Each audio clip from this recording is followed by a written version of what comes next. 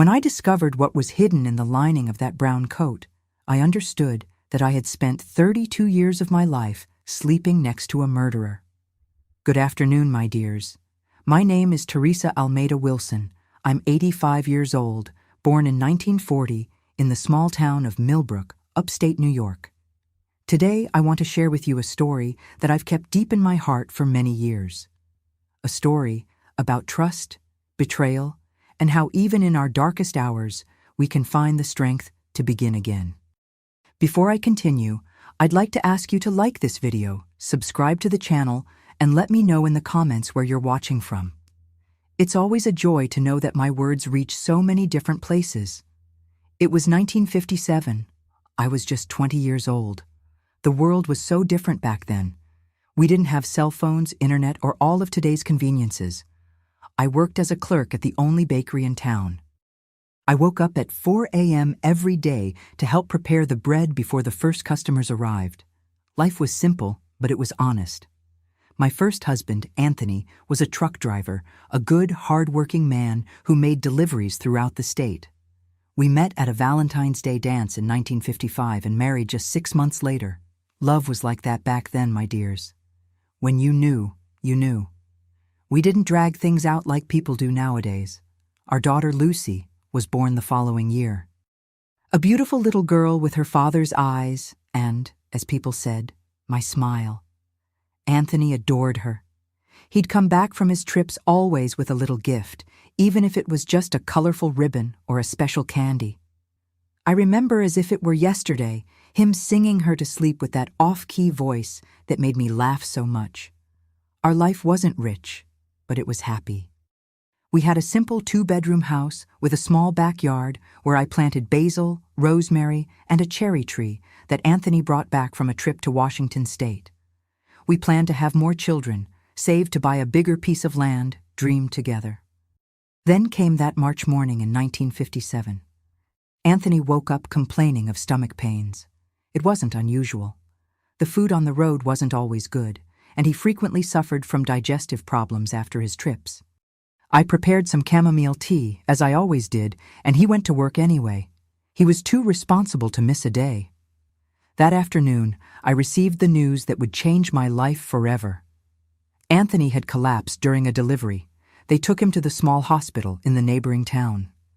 When I arrived there, carrying Lucy in my arms, he was already unconscious. The doctor spoke of severe poisoning, but couldn't identify the cause. For 3 days, I stayed by that hospital bed, saying every prayer I knew, promising everything I could promise. On the 4th day, Anthony left this world without ever opening his eyes again. The doctors didn't have the resources for more complex tests back then. They mentioned multiple organ failure. They suggested the possibility of some spoiled food he might have eaten on the road, or even some rare tropical disease he could have contracted during his travels. The truth is that nobody knew for certain, and I accepted that uncertainty as just another cross to bear. Suddenly, I was a 20-year-old widow with an 8-month-old daughter to raise.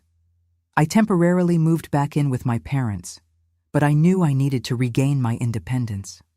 I continued working at the bakery, now full-time. My mother looked after Lucy while I was away, and life went on one day at a time, as the old folks say. It was during this period of mourning and rebuilding that Nestor entered my life. He began to frequent the bakery every morning, always polite, always discreet. He was a few years older than me, perhaps around 30. He worked at Mr. Oliveira's pharmacy, across the town square. He had gentle brown eyes and a shy smile he rarely showed. At first, he was just another customer. He always ordered the same thing, 2 French rolls and a caramel for work. Over time, he began to exchange a few words with me. He'd ask about the weather, comment on the radio news, nothing too personal. After a few weeks, he asked about the widow's ring I wore. That was the first time we talked about Anthony. Nestor knew how to listen, as few people do. As I talked about my husband, about the emptiness his departure had left, he just listened with those attentive, compassionate eyes. He never interrupted me, never tried to diminish my pain with cliches. He just listened. One day he brought a small teddy bear for Lucy. "I saw it in the store window and thought of your little girl," he said without pretense. That simple gesture touched me deeply. It was the first time since Anthony's death that someone had thought not just of me, but also of my daughter. Our relationship developed slowly, respectfully. Nestor knew that my heart was still in the process of healing. He never pushed anything, never demanded more than I could give. We began to meet on Sundays after church. He would bring a book, I would bring some embroidery, and we would sit on the park bench, each engaged in our own activities, simply enjoying each other's company while Lucy played nearby. 6 months after meeting him, Nestor asked me to be his girlfriend. It was a simple request, without grand gestures, as was typical of his discreet personality. I accepted, not out of overwhelming passion. I had already experienced that with Anthony and knew that certain loves only happen once in a lifetime. But I accepted because of a feeling of security, of companionship that was beginning to blossom. My family was divided. My father thought it was too soon, that I was still vulnerable from my loss. My mother, more pragmatic, saw in Nestor a chance for stability for me and Lucy. "A woman alone with a child doesn't have an easy life in this world," she would say. And deep down, I knew she was right.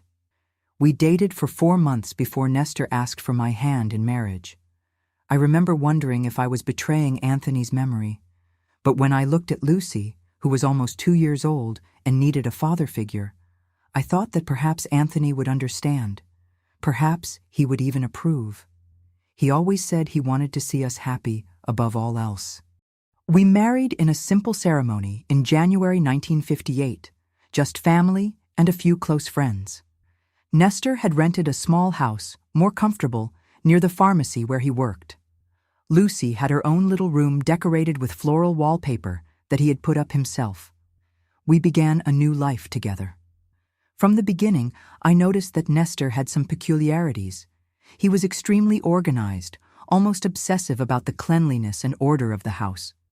He had fixed times for everything: waking up, having breakfast, going to work, coming home. Any change to this routine would make him visibly anxious. But of all his quirks, the most striking, the one that would become a central element in our married life, was his relationship with that brown coat. It was a simple coat, made of thick wool with wooden buttons and patched elbows. There was nothing special about its appearance, but for Nestor, it was an invaluable treasure. "This coat belonged to my father," he explained shortly after we married. "It's the only memento I have of him. I promised I would keep it forever." The coat always hung on a special hanger in the corner of our wardrobe.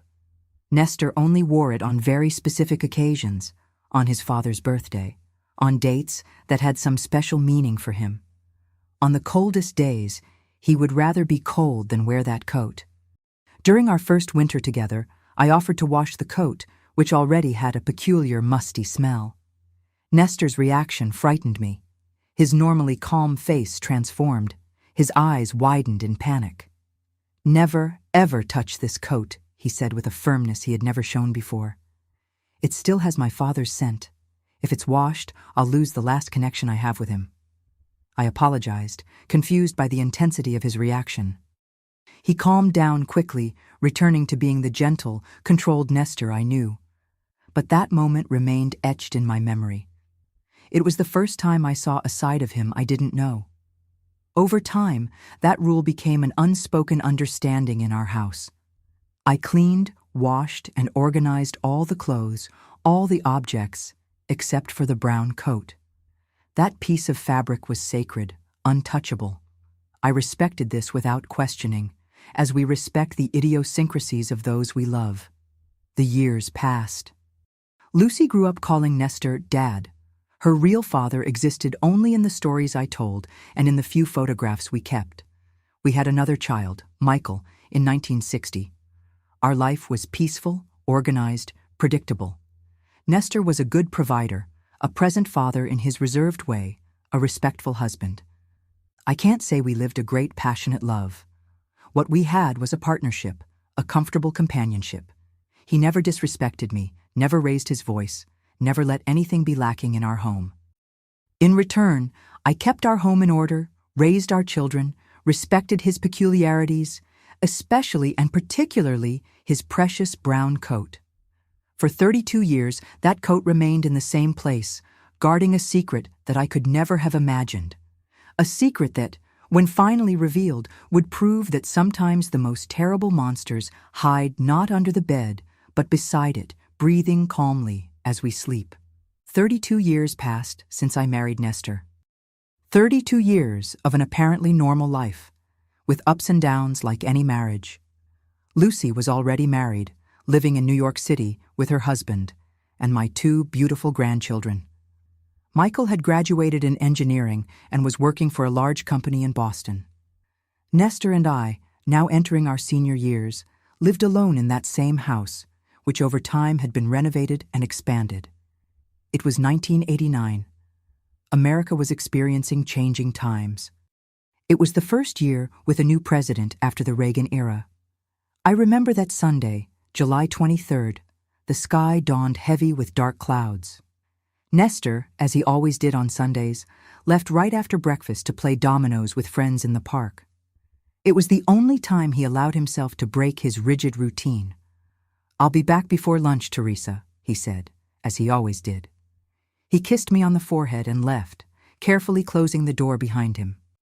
I stayed alone, tending to the plants in the backyard, listening to my small radio. It was a humid, muggy heat, the kind that announces a storm. Around 10 o'clock, the sky opened up.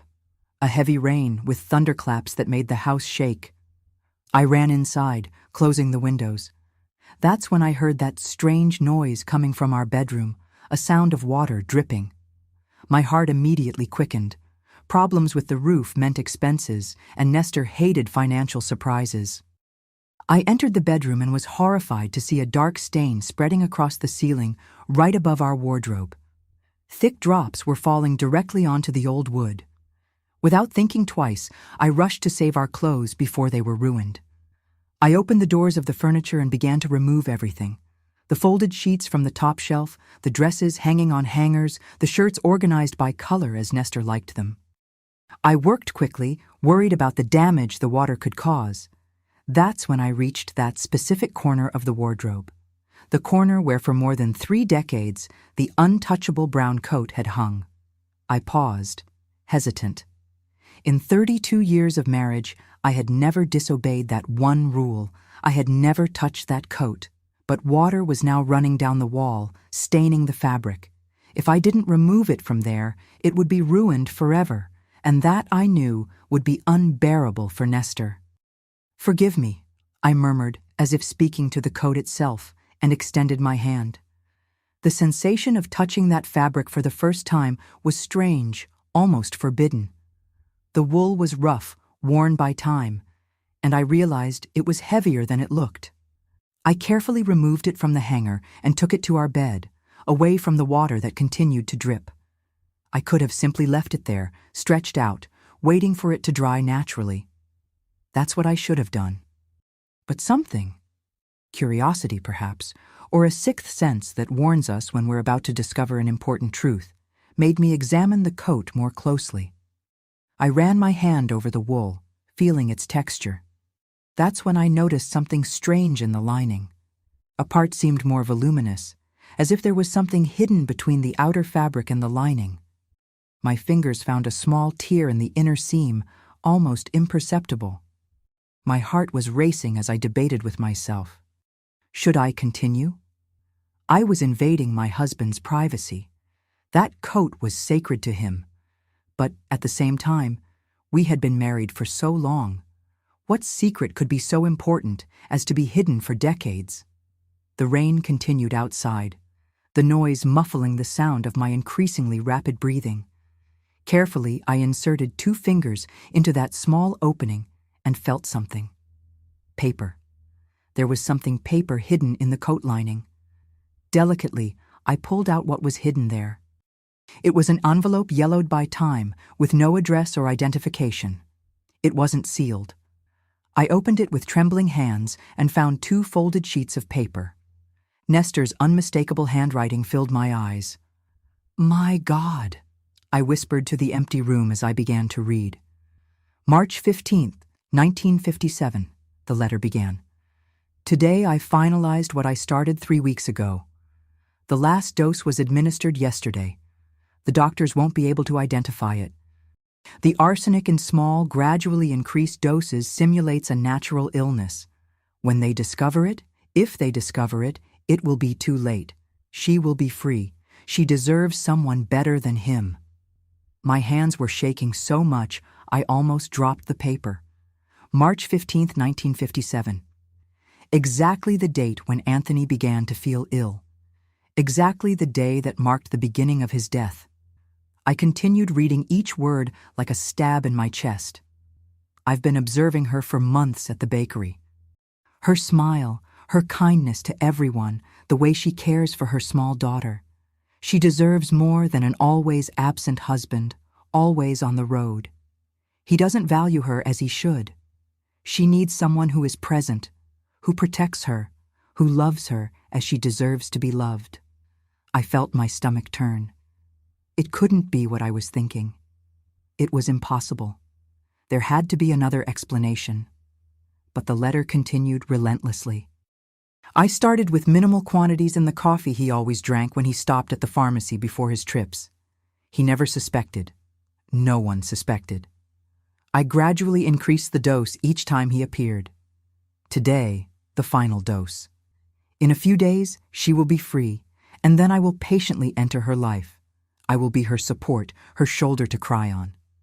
One day, perhaps she can love me as I have loved her from the first moment I saw her.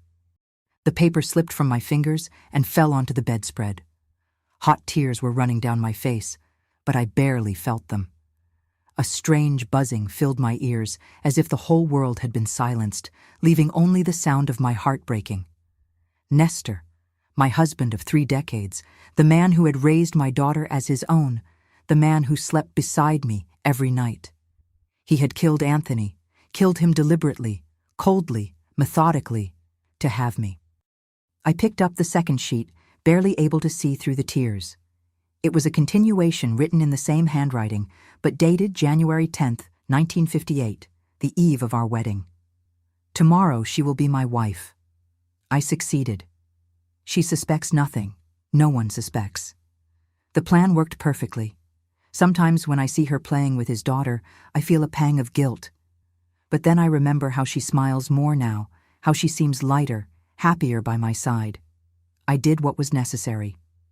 I freed her from a mediocre marriage. I will give her and the girl a better life, a life they deserve. I keep this confession with me because I need this reminder of what I am capable of doing for love, of the power I have. I will carry this secret like an amulet close to my heart forever. If one day it is discovered, so be it. I will have lived each day knowing that I conquered in my own way what I desired most in the world. The last words of the letter hit me like a punch. 32 years. For 32 years, I had lived, loved, shared my bed and my life with the murderer of my first husband. A man who had coldly calculated each step, who had slowly poisoned the father of my child, who had taken advantage of my vulnerability as a recent widow. And the coat, the sacred, untouchable coat, wasn't a memento of his father. It was the perfect hiding place for his confession. He carried it with him like a macabre trophy, a constant reminder of his perfect crime. I looked at the clock on the wall. Almost noon. Nestor would return soon from his dominoes game. What would I do? How would I look at him knowing what I now knew? How would I pretend that nothing had changed? The storm outside seemed to reflect the storm inside me. Thunder echoed as I tried to breathe, tried to think clearly. My entire life, all my memories were being rewritten in light of this terrible truth. I remembered Anthony in his last days, wasting away in that hospital bed, not understanding what was happening to his body. I remembered Nestor, appearing at the bakery day after Anthony's death, offering his friendly shoulder, his comforting company. All planned, all a lie. The photos of our family on the wall now seemed to mock me. Our 25th anniversary celebration, Michael's birth, Birthdays, Christmases, all moments built upon a foundation of blood and lies. I put the letters back in the envelope with trembling hands. I couldn't let Nestor know that I had discovered them. No, I still needed time to think, to plan my next step. Carefully, I placed the envelope exactly where I had found it, in the tear in the lining. I hung the coat back in the wardrobe, now in another corner, away from the leak. Then I ran to the bathroom and vomited everything in my stomach. I washed my face with cold water, trying to erase the signs of crying. I looked at myself in the mirror and barely recognized the woman staring back at me. In a matter of minutes, I had aged years. I heard the sound of the front door opening. Nestor had returned. I closed my eyes, took a deep breath, and did the most difficult thing I had ever done in my life. I put on a mask of normalcy. "Did the rain catch you on the way?" I asked, leaving the bathroom with a forced smile. Nestor was shaking his umbrella on the porch. "I managed to reach Jack's store before it got worse. I stayed there until it let up a bit." He came in, leaving his wet shoes at the door, as he always did. The game was good today. I won 5 matches. How could he seem so normal? How could he talk about trivial things like dominoes games while carrying such a monstrous secret? How could he look into my eyes day after day, year after year, knowing what he had done? "We have a leak in the bedroom," I managed to say, keeping my voice steady, "right above the wardrobe." I saw his body subtly stiffen. "The wardrobe? Were any clothes damaged?" "I managed to remove everything in time," I replied, carefully observing his reaction. "Everything is fine." His eyes studied me for a moment, looking for any sign that I had discovered his secret. I must have played my part well, because he visibly relaxed. "I'll take a look at the roof as soon as the rain stops," he said, hanging his wet coat on the coat rack at the entrance. So methodical, so organized. A place for everything, everything in its place, including his terrible secret. That was the most difficult meal of my life. Sitting at the table with the man I thought I knew, the man who now revealed himself to be a monster. Each forkful was an effort, each smile a lie, each word of banal conversation, a torture. "You're quiet today," he commented as we washed the dishes together, as we had done for decades. "Just worried about the leak," I lied. "I hope it won't cost much to fix." He nodded, accepting my explanation without question. How easy it was to lie to him, I realized, perhaps because he himself was a walking lie. That night, lying beside him in our double bed, I stared at the ceiling for hours, listening to his calm breathing. How could he sleep so peacefully? How could he live with himself after what he had done? And more importantly, what would I do now? I spent that entire night awake, watching the man who slept beside me. How could he breathe so calmly? How could he rest with such peace while I was shattered inside? Nestor, the man I had called husband for 3 decades, now seemed like a complete stranger to me. The next morning, Monday, I got up before him, as I always did. I prepared coffee, fried the eggs exactly as he liked them, lightly golden at the edges, but with the yolk still soft. I set the table, served the orange juice in his usual glass. Each movement, each gesture was automatic, the result of years of routine. But now each action seemed like a betrayal to Anthony, to myself, to the truth. "Good morning, dear," said Nestor, entering the kitchen with the newspaper under his arm. He was wearing his navy blue robe, a gift I had given him on our 20th anniversary. "The rain has finally stopped." "Good morning," I replied, avoiding his eyes. How could I look at him without my face revealing everything I knew? "I've been thinking about the leak," he continued, sitting at the table. "I'll call Pereira today. He's always done good work for us." I nodded silently, serving him coffee. As I watched the dark liquid fill the cup, I couldn't help but think, was this how he poisoned Anthony? An imperceptible dose with each morning coffee? My hand trembled slightly, spilling a few drops on the white tablecloth. "Is everything all right, Teresa?" he asked, noticing my nervousness. "Yes, I just didn't sleep well, worried about the damage the water might have caused." He nodded, seeming to accept my explanation. But for a brief moment, I saw something in his eyes. A shadow of doubt, perhaps.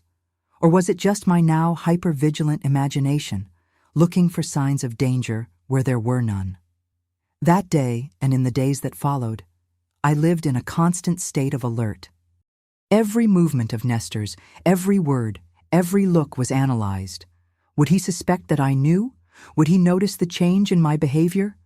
My mind worked non-stop, considering all possibilities. Should I confront him? Report him to the police? But what proof did I have besides a confession written decades ago, hidden in a coat? Would it be enough to convict him after so much time? And if he denied everything, destroyed the evidence? And there was more. A terrible thought occurred to me on the third night of insomnia. If Nestor was capable of coldly, meticulously killing Anthony just to have me, what else might he be capable of if I confronted him? If I threatened to expose him, would my life be in danger? By Thursday of that same week, I couldn't stand being alone with my terrifying thoughts anymore. I needed air, distance, a break from that man whose mere presence now gave me chills. I invented an excuse. I needed to visit an old friend who was sick in another city. I'm going to stay at Carol's house for a few days, I told Nestor during dinner. She's recovering from surgery and needs help. Nestor frowned slightly. It wasn't common for me to spend nights away from home. Can't you visit her during the day and come back to sleep at home? It's too far, I replied, keeping my voice firm, and she needs someone during the night too. You can manage on your own for a few days, can't you? He was silent for a moment, studying my face. Then he nodded slowly. Of course. How long do you plan to stay? I'm not sure. Maybe a week. Another silence. I could almost hear the gears turning in his mind, evaluating, calculating. All right, but call me every day. I'll be worried. I agreed, relieved that he hadn't questioned more. The next morning, I packed a small suitcase and left, but I didn't go to Carol's house. I went to the bus station and bought a ticket to New York City. I needed to see Lucy, my daughter. I needed someone I could trust. The 4-hour bus journey was a whirlwind of emotions. I cried silently, looking out the window at the landscapes that passed in green and brown blurs. What would I tell Lucy? How would I explain that the man she had called Dad, since she could remember, was, in fact, the murderer of her biological father? I arrived at her apartment in the early afternoon. When she opened the door and saw me there, with swollen eyes and a small suitcase in hand, her face immediately transformed into concern. Mom, what happened? Where's Dad? Dad? How bitter that word now sounded in my ears. We need to talk, honey, was all I could say before the tears came again. We sat in her kitchen while the children were at school. With a cup of tea in my hands to give me some comfort, I told her everything. The leak, the coat, the letters, the terrible truth I had discovered. Lucy listened in shock, her eyes widening, her hand covering her mouth in horror. Are you sure, Mom? Absolutely sure? I read it with my own eyes, honey. His confession written by himself. There's no other way to interpret it. She stood up, walked around the small kitchen, ran her hands through her hair, a gesture she had inherited from me, a gesture she made when she was deeply disturbed. This is monstrous, simply monstrous. He killed my father, my biological father, and then pretended to be my father for my entire life. I felt unable to find words to ease her pain. There was no way to soften that truth. And you think he might be dangerous to you now? That he might do something if he discovered that you know? It was the question that had been tormenting me for days. I don't know. For 32 years he was a normal husband, never violent, never threatening. But now I don't know who he is anymore. I don't know what he's capable of. Lucy sat down again, took my hands in hers. You can't go back to that house, Mom. You can't stay alone with him. But if I don't go back, he'll know something is wrong. He'll come looking for me, asking questions. Let him. You stay here with us. Rick and I will figure it out. The kids will love having Grandma living with them. The offer was tempting. The idea of not having to face Nestor again, of not having to live under the same roof as him, was an immense relief. But something inside me knew it wouldn't be that simple. And what do we do about the crime? Do we report it? Lucy bit her lip thoughtfully. I'm going to call a friend of ours who's a lawyer. We need to know if it's still possible to prosecute him after so much time. What evidence would be necessary? I spent 3 days in Lucy's apartment, hiding like a fugitive. Her lawyer friend came to visit us and gave us discouraging news. After so much time, it would be extremely difficult to prove the crime.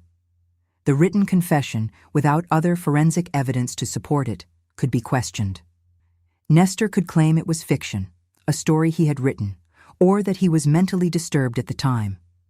Additionally, the lawyer explained, there's the issue of the statute of limitations. Depending on how it's legally classified, the crime may have already expired. On the 3rd day, the phone rang. It was Nestor looking for me at Carol's house. My confused friend said she hadn't seen me in months. Panic settled in my chest. He knew I had lied. He knew something was wrong. An hour later, Lucy's apartment phone rang. It was him. "Where are you, Teresa?" he asked, his voice strangely calm. "I went to Carol's house. She says she hasn't seen you since her birthday in March." My heart was beating so hard I thought he might hear it through the phone. "I'm at Lucy's house," I replied, trying to keep my voice steady. "Why did you lie to me? Why didn't you simply say you were going to visit our daughter?" Our daughter. How false those words sounded now. "I needed some time to think, Nestor." A heavy silence on the other end of the line. "Think about what exactly?" That's when I realized. He knew. Somehow he knew I had discovered his secret. Perhaps he had checked the coat, noticed it was in a different place, realized that the envelope had been disturbed. "About us," I replied vaguely. "About our life together." Another, even longer silence. "You looked at the coat, didn't you? During the leak." I felt a chill run down my spine. There was no more denying it. "Yes," I finally admitted, "and I found the letters. Nestor, I know what you did." I heard his breathing change on the other end of the line, faster, heavier. "We need to talk, Teresa. It's not what you're thinking. I can explain everything." "Explain what? How you methodically poisoned the father of my child? How you planned everything? How you took advantage of my grief? How you built our entire life on a monstrous lie?" My voice was rising as decades of repressed anger emerged all at once. Lucy placed her hand on my shoulder, a silent gesture for me to calm down. "It wasn't like that," he said, his voice now almost pleading. "Please, come home. We'll talk in person. I have so much to tell you, to explain." "I will never set foot in that house again," I replied, feeling a strength I didn't know I possessed. "I never want to look at your face again. You destroyed my life, Nestor. You destroyed my daughter's family." "No," he almost shouted. "I gave you both a life. I gave everything of myself to you and Lucy. I did everything out of love, Teresa. Everything out of love for you." "This isn't love," I replied, tears flowing freely down my face. "It's obsession. It's sickness. It's pure evil." "I'm coming there," he said, his voice now cold and determined. "We'll resolve this in person." The fear returned with full force. "Don't come. I don't want to see you. It's my daughter's house." "I have every right to go there." "She's not your daughter," I shouted, completely losing control. "You killed her father. You're just the monster who took advantage of a widow and a child." There was a crash on the other end of the line, as if something had been thrown against the wall. Then silence, and then a voice I barely recognized as Nestor's, low, controlled, but filled with an icy anger. "I'll be there tomorrow. We'll talk." Then the line went dead. I looked at Lucy, terror stamped on my face. "He's coming here," I whispered, "and I think he's furious." That night was the longest of my life. Lucy called Rick, her husband, at work, and explained the situation in a few words. He returned home immediately, his face grave and concerned. Together we discussed what to do. Call the police? But what would we say? That we suspected my husband had committed a murder more than 30 years ago based on a letter I had found hidden? It would sound absurd. It might even put us in the position of suspects for a false accusation. You can't stay here, Rick decided.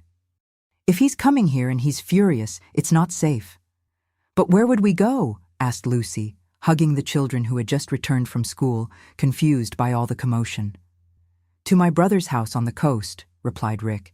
He's traveling for work. The house is empty. I have the keys. You can stay there until we resolve this situation.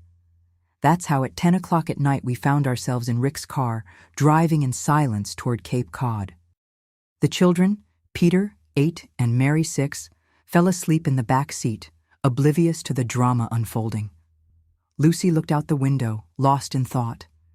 I tried to process how my life had been turned upside down in just 1 week.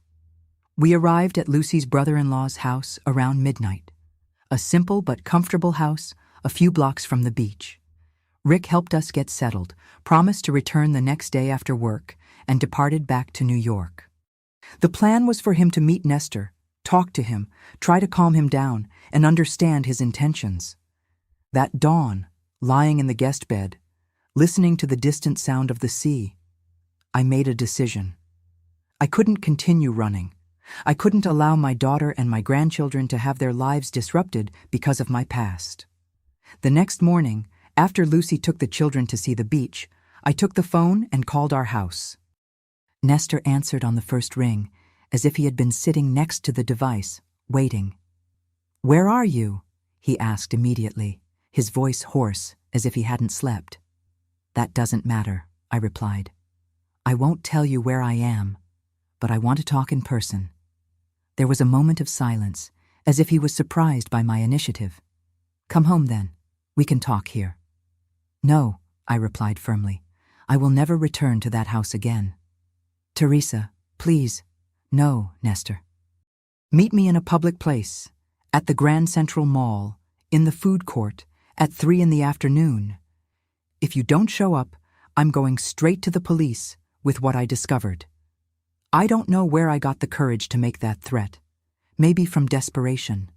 Maybe from the anger accumulated for days. Maybe from the maternal instinct to protect my family. "I'll be there," he replied after a long pause. "But come alone. This is between the two of us." "Yes," I agreed. "Between the two of us." I hung up the phone, my heart beating so hard I thought it might burst from my chest. When Lucy returned with the children, I told her my plan. She was horrified. "Mom, you can't meet him alone. It's too dangerous." "It's a public place, honey, with hundreds of people around. He wouldn't do anything there. You don't know what he's capable of. The man killed my biological father in cold blood. That's precisely why I need to face him. I need to hear it from his mouth. I need to understand how I could live so long beside someone like that without ever noticing." After hours of discussion, we reached an agreement. I would meet Nestor, but Rick would be nearby, discreetly observing everything, ready to intervene at the slightest sign of danger. At 2:30 that afternoon, Rick dropped me off at the mall entrance. My legs were trembling as I walked through the corridors toward the food court. Each step seemed heavy as lead. I chose a table in the center of the area, where we would be completely visible to everyone around. I ordered a coffee that I couldn't drink, just to have something to do with my restless hands. At 3 o'clock sharp, I saw Nestor entering the food court. Even from a distance, I noticed how haggard he looked.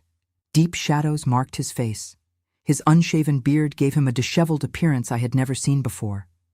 He spotted me immediately and walked in my direction with slow, almost reluctant steps. "Teresa," he said, stopping in front of the table without sitting. "Sit down," I ordered, indicating the chair in front of me. He obeyed, his eyes never leaving mine. For a long moment, we just stared at each other in silence. 32 years of marriage. And it was as if we were seeing each other for the first time. "Why?" I finally asked, my voice barely more than a whisper. "Why did you do that?" Nestor looked at his hands resting on the table.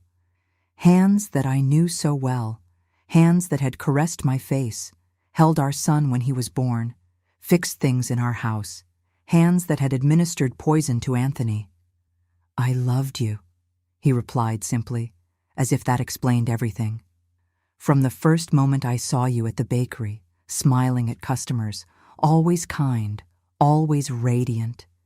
It was as if everyone around you was in shadow, and you were the only person truly alive." I felt nauseated hearing those words.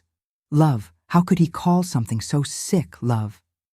And that gave you the right to kill the man I had chosen to share my life with, the father of my child?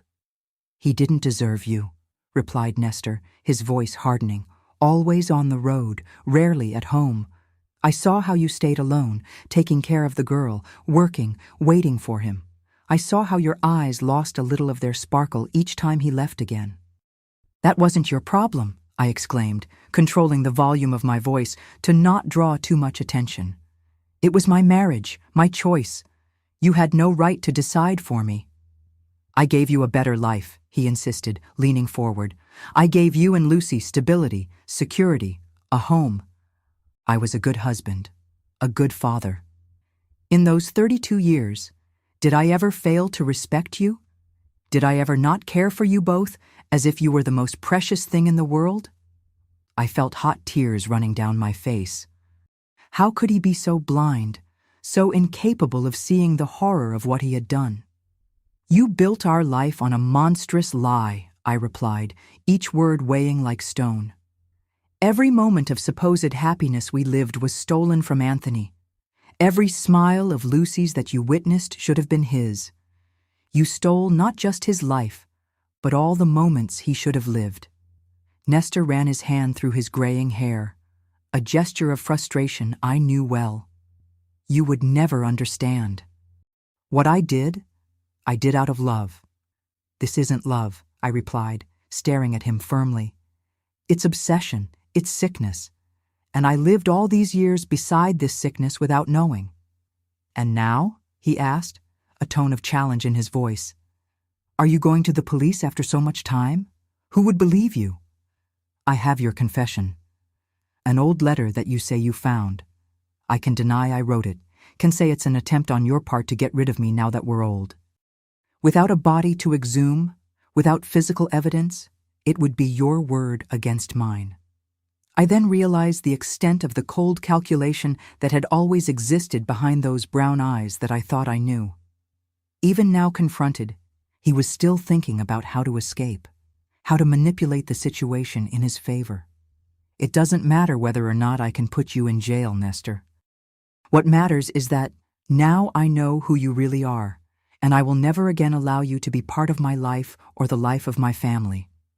I saw something change in his eyes, a flicker of fear, perhaps the realization that this time he wouldn't be able to manipulate me. "Teresa, please," his voice suddenly pleading. 32 years together. You can't simply throw everything away because of something that happened so long ago, something that can't be changed now. You destroyed my life the moment you decided to kill Anthony. I just didn't realize it until now." At that moment, I felt a strange calm envelop me. It was as if a huge weight was being lifted from my shoulders. The weight of living a lie, of sharing my life with someone who was never who I thought he was.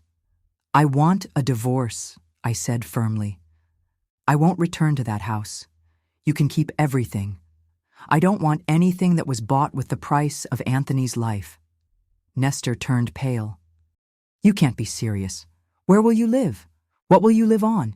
You're 52 years old, Teresa." "I would rather live in a cardboard box on the street than spend another day under the same roof as you." His hands closed into fists on the table. For a brief moment, I saw a raw fury in his gaze that made me instinctively recoil. Then, as quickly as it had appeared, the fury dissipated, replaced by an expression I had never seen on his face. Defeat.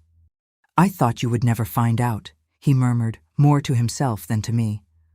"All these years I kept that letter with me as a reminder of what I did for love, of what I sacrificed. I thought that if you ever discovered it, you would understand how much I loved you.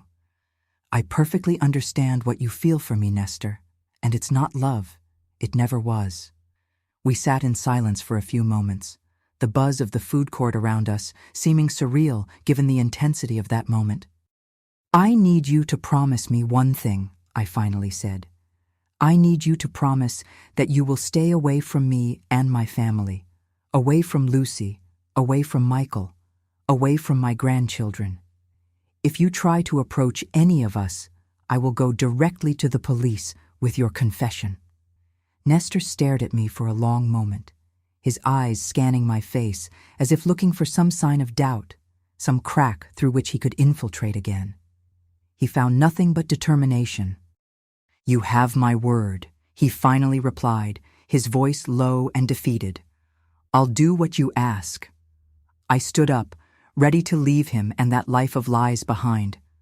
But before leaving, there was one last question that tormented me. Why did you keep the confession all these years? Why risk me discovering it? A sad smile formed on his lips. Because I needed the reminder that I was capable of doing anything for you, that I had that power. It was like a trophy that only I could see. And perhaps, deep down, I wanted you to know someday. I wanted you to understand the extent of my love.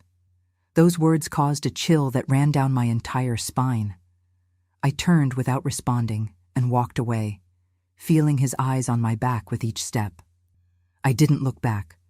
Rick was waiting for me at the mall exit, his face tense with concern. When he saw me, he ran in my direction. Is everything all right? He didn't try anything? It's over, I replied, feeling a profound exhaustion settle in my body. It's all over. But I knew as I got into the car and we left the mall behind that it hadn't really ended, that the echoes of that revelation would continue to reverberate in my life and in the lives of my children for a long time, that nothing would be the same again. And yet, for the first time in a week, I breathed deeply, feeling a weight being lifted from my shoulders. The truth, however painful it might be, had finally been confronted, and with it began my true liberation. The months that followed that confrontation at the mall were the most difficult and, paradoxically, the most liberating of my life. I stayed living with Lucy and her family for a few weeks until we could officially organize the separation. Rick, my son-in-law, recommended a lawyer specializing in family law who helped me with the divorce proceedings. I want it to be quick and clean, I explained to her in our first meeting. I don't want anything material, just my freedom. The lawyer, a middle-aged woman with perceptive eyes, studied me over her reading glasses. Mrs. Wilson, I understand your emotional situation, but you need to think about your future. You were married for more than 3 decades. You're entitled to half of everything. I shook my head firmly. I don't want anything that comes from him. Absolutely nothing. After much insistence, I agreed to receive only a monthly alimony that would allow me to live modestly, without depending entirely on my children. Even that caused me discomfort, but it was the most practical solution at the moment. Nestor, surprisingly, created no obstacles, accepted all terms without arguing, signed all necessary papers. Perhaps he knew he was in a vulnerable position due to what I had discovered. Perhaps it was just another form of manipulation. Appearing reasonable, understanding, in the hope that I would eventually change my mind. The divorce was finalized in record time. There were no contentious hearings, no disputes over assets, just the official end of something that, in my heart, had already ended the moment I read those letters. During this period, I had to tell the truth to Michael, my son with Nestor. It was the most difficult conversation of my life. How do you explain to a 29-year-old man that the father he had always loved and admired had committed such a monstrous crime? How do you ask him to process information that I myself was still struggling to understand? Michael reacted with disbelief, then anger, then a profound sadness. He spent weeks without speaking to any of us, processing everything in his own way. Eventually he returned, his eyes marked by sleepless nights, his face thinner, older. I don't know how to deal with this, Mom, he confessed, sitting in my newly rented small apartment, a cup of coffee cooling between his hands. Part of me wants to hate him forever. Another part remembers all the times he was a good father to me. I know exactly how you feel, I replied, holding his hand. It's possible that he was, in his way, a good father. That doesn't erase what he did, but it also doesn't erase the good moments you shared. Over time, Michael established a distant but cordial relationship with Nestor. They would meet occasionally for coffee. They would talk about superficial matters, carefully avoiding the elephant in the room. It was the most he could offer, and Nestor wisely accepted without demanding more. Lucy, on the other hand, cut all ties. For her, there was no possible forgiveness for the man who had stolen her real father. She forbade Nestor from approaching her children, and he respected that decision, as he had promised in our meeting at the mall. As for me, I began to rebuild my life from scratch at 52. I rented a small apartment in Queens, not too far from Lucy's house, but far enough for my independence. I went back to work, getting a job as an administrative assistant in a medical clinic. The salary wasn't much, but added to the alimony, it allowed me to live with dignity. The nights were the most difficult time. Alone in that silent apartment, without the presence of another person, after decades of sharing a space, I would find myself staring at the ceiling, mentally reviewing my entire life, looking for signs I should have noticed, clues I should have followed. There were moments when anger consumed me, anger at Nestor for his monstrous betrayal, but also anger at myself for having been so blind, so naive. How did I not realize something was wrong? How could I live so many years beside a murderer without ever suspecting? I began to see a therapist, Dr. Helen, recommended by the lawyer who handled my divorce. Our weekly sessions became an anchor, a safe space where I could express all the contradictory feelings that assailed me. It's normal to feel this way, she assured me. You're going through a grieving process, not just for the loss of your marriage, but for the loss of the idea you had of it, of the life you believed you had lived. With her help, I began to understand that I couldn't blame myself for not noticing. Nestor was a skilled manipulator who had meticulously planned every aspect of his farce, and more importantly, I began to understand that even though I had lived a lie, not everything in my life had been false. Your children are real, Doctor. Helen reminded me in a particularly difficult session. The love you feel for them, their love for you, that is genuine. The friendships you built, the experiences you lived, all of that is yours, Teresa. No one can take that away from you. I clung to these words on the most difficult days, when the weight of the truth seemed unbearable. 6 months after the divorce, I received an unexpected phone call. It was Carla, an old neighbor from Millbrook, the town where Anthony and I had lived, where it all began. Teresa, is that really you? My God, how long has it been? We talked for almost an hour, catching up. Carla still lived in the same house, still knew everyone in the small town. She casually mentioned that the old hospital where Anthony had died was being demolished to make way for a new medical center. They're finding interesting things in the old archives, she commented. Medical records from decades ago, documents no one remembered existed. Something lit up inside me. An idea, a possibility. Carla, I asked, trying to keep my voice casual, do you know if the medical records from when Anthony was hospitalized still exist? Probably yes. They're organizing everything before the demolition. Why? I made up some excuse, curiosity, nostalgia, but as soon as I hung up the phone, I contacted Michael. He was an engineer, knew people, had contacts. If anyone could help me access those archives, it would be him. 2 weeks later, I was back in Millbrook for the first time in decades. The town had changed, grown in some areas, maintained its provincial charm in others. The hospital, now partially demolished, was a mixture of rubble and structures still standing. Thanks to Michael's contacts, I got authorization to visit the temporary archive where the old documents were being cataloged before being transferred to the new hospital. A young employee, who must not have been born when I lived there, guided me through dusty shelves. We're organizing by decade, she explained. The records from 1950 to 1960 are in that section. With trembling hands, I began to search. Anthony Wilson, March 1957. It seemed an impossible search amid so many folders yellowed by time, so many names, so many stories. And then, like a miracle, I found a thin folder, his name written in faded cursive. Inside, a few pages, medical notes, results of basic tests, the death certificate. Acute intoxication of undetermined origin, said the final diagnosis. Multiple organ failure. But there was something else. A small envelope attached to the last page with the inscription, Pending Central Laboratory, New York City. I opened it carefully.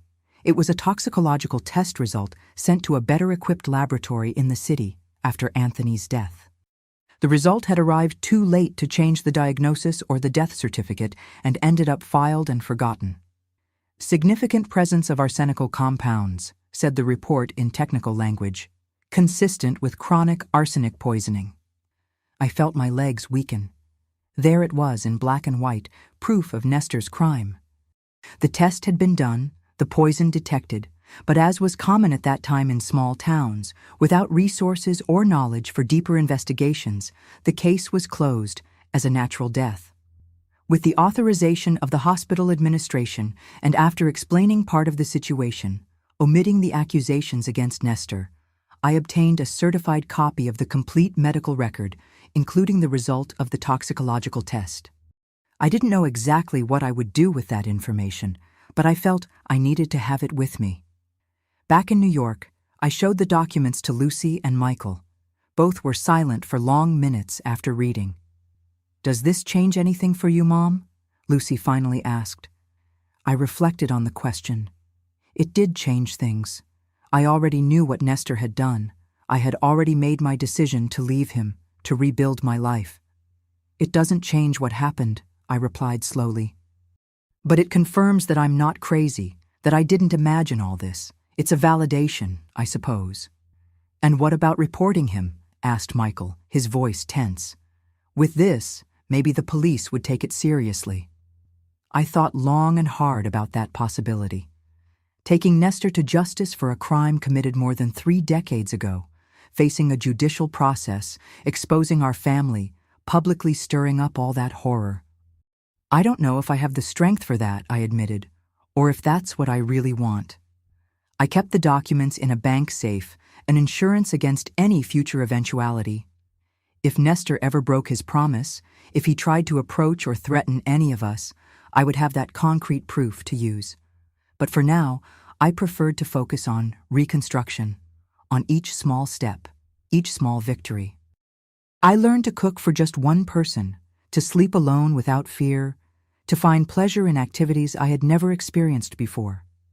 I went back to studying. First, a technical course in administration to improve my skills at work. Then, for pure pleasure, watercolor painting classes on Saturdays at the Cultural Center. I discovered I had a talent for colors, for capturing landscapes and faces. Each brushstroke was a form of therapy, each completed painting a small victory over the past. As the years passed, the wound slowly healed. It never completely disappeared. Some wounds are too deep for that, but I learned to live with it, to integrate it into my story. Michael married in 1993 to a charming young woman named Renata. They invited Nestor to the ceremony, but he attended only the church service, keeping himself discreetly away during the reception. Our gazes crossed briefly across the hall. He was older, more stooped. I was stronger, more sure of myself. We didn't exchange words. Lucy had her 3rd child that same year, a girl who received my name. I dedicated myself to being the best grandmother possible, perhaps compensating for the lost time, the concealed truths, the lived lies. In 1995, at 58, I met Robert during an outing organized by the Senior Cultural Center. He had been a widower for 10 years, a retired history professor, with kind eyes and a contagious laugh. We started as friends, sharing coffees after painting classes, exchanging books, talking about everything and nothing. Over time, the friendship blossomed into something more. It wasn't the overwhelming passion of youth. We were too old for that. It was something calmer, wiser, more genuine. It was finally true love. Robert knew my whole story. I told him everything on a rainy afternoon, sitting in his cozy apartment, full of books. He listened without judging, holding my hands when the tears came. "What an incredible journey you've traveled, Teresa," he said when I finished. "What extraordinary strength to start over." We didn't officially marry. Both of us had too many scars to risk that institution again. But we shared almost 15 years of genuine companionship, of mutual respect, of serene love until his death in 2010. I learned of Nestor's death in 2005 through Michael. A massive stroke. He died alone in our old house, where he continued to live until the end. I didn't attend the funeral, but I sent flowers, not for him, but for the father who, in some distorted way, he had been to my children. After his death, Michael found the famous brown coat still hanging on the same hanger in the wardrobe. The envelope with the letters was no longer there. Nestor had probably destroyed it after our confrontation, but the coat itself remained as a silent symbol of that entire story. "What should I do with it?" Michael asked me over the phone. "Burn it," I replied without hesitation. "Burn it and scatter the ashes to the wind." Today, at 85, I look back and see a life marked by great pain, but also by great overcoming. I see a woman who was a victim, yes, but who refused to remain in that role. A woman who found the strength to start over when many would have given up. Nestor's old coat guarded a terrible secret that changed the course of my life. But in discovering it, as painful as it was, I also found a fundamental truth. It's never too late to start over, to seek the truth, to choose freedom. And if today I share this story with you, it's because I believe it can help other people who live in relationships built on lies, who feel that something is wrong but can't identify what, who are afraid to confront the truth. The truth can be painful, yes, it can turn our life upside down, but living in a lie, that is a prison whose bars we don't always perceive. And freedom, even if late, even if conquered through pain, is worth every tear shed along the way. My dears, if this story touched your heart in any way, please leave your like for more stories like this and share in the comments where you're watching from. Each message from you is an embrace I receive. Each subscription gives me strength to continue sharing the lessons life has taught me. Thank you so much for listening to me today.